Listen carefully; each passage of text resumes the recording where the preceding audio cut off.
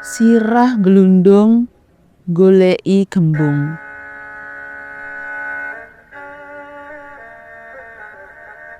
Kedadéan sing bakal tak critakake iki sejatine wis suwe banget. Nalika aku isih umur 12 taun. Saiki penulis wis umur 40 taun. Nadyan wis 28 taun kepungkur suwene, durung ilang saka pengangen-angenku. Kaya-kaya kedadian mau lagi dumadi wingi sore. Anehe kedadian kuwi tak alami maneh nalika aku wis makarya. Wektu kuwi umurku wis 33 taun, ana ing tlatah Sleman Iring Wetan. Biyen aku ora tau percaya crita memedi glundung mringis. Ning antarane kanca-kanca sakbaraan, aku kepetung bocah wadon sing kendel. Nalika aku nginep ing daleme Budhe Haryanti ing Kasihan Bantul. Kebeneran wae daleme Budhe ora adoh saka Kali Winanga. Saben sekolah prei, aku mesti nginep ana ing daleme Budhe. Ing kono seneng kancane akeh. Sawise padha sinau, adate banjur padha dolanan cetungan bebarengan. Jalaran pelatarane Budhe jembar banget. Wektu semono isih akeh wit-wit gedhe lan gembrulan. Angger sing dadi bocahe jireh mesti jendil merga sing ndelik adoh-adoh. Senenganku yen ndelik ana ing ngisor wit kluwih sing ngarepe grumbule rengket peperengan pinggir kali. Rom, nek dolan cetungan sing cedhak-cedhak wae. Aja ning ngisor wit kluwih. Ning kono ana sing tunggu memedi glundung pringis. Ngono ngendikane Budhe Har. Inggih. Wangsulanku nggih ra kepanggih. Wewaler mau tak terjang ngono wae. Jalaran aku ngugemi ngendikane bapakku. Menawa titahe Gusti sing dhuwur dhewe kuwi jalma menungsa. Lelembut kuwi ora duwe badan wadak, ora bisa apa-apa. Manungsa diparingi tutuk kanggo ndonga. Supaya ora diganggu makhluk halus sing jahat, mula nindakake apa wae kudu diwiwiti kanthi donga. Dilalah aku dhewe sakjroning ndelik ing kono, kelingan ngendikane bapak. Aku banjur maca bismillah. Temenan, ora tau diweruhi apa-apa. Kancaku sing jenenge Menuk tiru-tiru ndelik ning kono. Sepisan, pindho, ping 3 ora ana apa-apa. Dilalah sing kaping 4 ana swara barang tiba antep banget. Menuk nganggep barang sing tiba mau kluwih. Ing batin dheweke kepengin ngopeni kluwih mau digawa bali. Temenan, kluwih dicangking. Dheweke banjur metu saka pandelikan. Rekane arep umuk marang kancane, nanging kancane sing wis kumpul ing kono malah bubar mlayu kabeh. Aku bubar wae ya, tak ngolehake kluwih ben dijangan simbok esuk-esuk. Kandhane Menuk. Delok sepira gedene kluwihe. Kandhane Jumanto karo ngungak kluwih sing digawa nganggo slendange. Kuwi dudu kluwih. Tengkorak. Kandhane Jumanto karo mlayu sipat kuping. Bubar kabeh sing dodolanan cetungan. Menuk semaput saknalika. Kanca-kanca banjur ngundang ibune Menuk. Let sedhela Menuk banjur dibopong digawa bali. Wiwit kuwi ora tau dolanan jetungan ing grumbul pinggir Kali Winanga. Ana sing ngandhakake yen memedi glundung pringis kuwi pancen sing tunggu wit kluwih. Siji wektu nalika semono udan deres, beneri Kali Winanga banjir gedhe.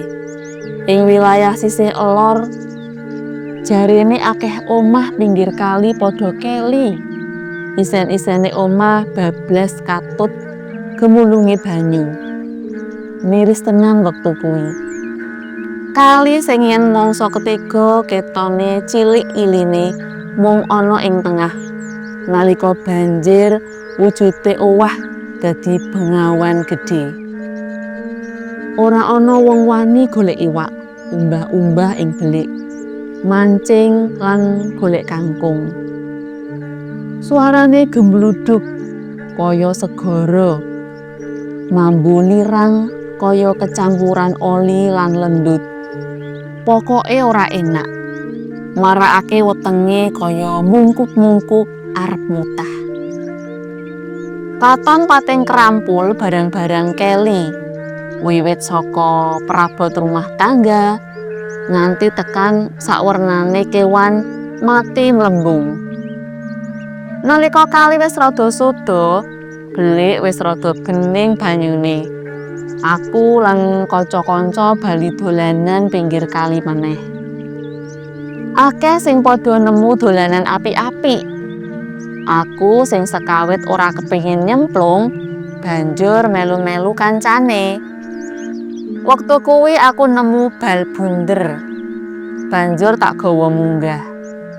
Bal mau tak grujuki banyu. Jalaran kebun telendut. Suwe-suwe katon pating sluwir. Kabeh melu ngrujuki. Amarga penasaran selak kepengin ngerti dolanan apa kok wujude kaya bal. Bareng wis resik, katon yen kuwi endase wong wadon. Katon rambute cendak, kupinge isih nganggo ceplik suweng cilik, mripate mendelik, ilat metu. Medeni tenan. Iki endas wong mati. Wis, ayo ditinggal wae. Agahan aku lan kanca-kanca wisuh lan mlayu bali. Tekan ngomah pengalaman mau tak critakake Budihar.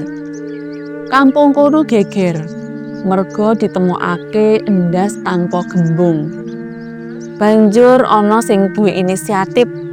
Endas mau dipendhem ing jaratan sak cedhake kono. Amprih ora kedawa-dawa. Ing pos perondan kedadean mau dadi rembug muyek. Anggone padha rembugan mandeg. Merga keprungu suarane wong wadon nangis ngrerintih. Bareng didelengake temenan, swara mau tansaya cetha. Endi gembongku? Golekno gembongku. Swara mau keprungu kaping bola-bali. Suwe-suwe Pakde garwane Budihar krasa gitoke mengkirik. Banjur kondur. Tekan jroning omah wedangan kopi. Hawane krasa atis banget. Pakde banjur ngendikan karo Budhe werna-werna. Aku melu-melu ora turu. Nadyan mbakyu-mbakyuku wis nglempus kabeh. Ora let suwe ana wong notok lawang. Aku banjur njrantal buka lawang. Pengarep-arepku aku dipethuk bapakku dijak mulih. Nanging bareng lawang tak buka, sepi, ora ana sapa-sapa. Kejaba mung hawa atis lan gondo amis. Pakde banjur ngungak lawang. Ana gondo banger sing nyogrok irung. Nuli dibatre. Bareng weruh ana sirah gumlundung. Pakde banjur mantek batin. Komunikasi karo roh sing mati. Aku ora ngerti gembungmu, Milah. Golek ana dhewe. Ayo semingkir. golekana dhewe. Kene ora ana gembungmu. Ngono Pakdhe ngendika. Esuke ubur ana pawarta, memedi endas glundung goleki gembunge. Gandeng wedi tenan aku banjur ngajak mulih neng omahku dhewe kumpul karo bapak lan ibuku.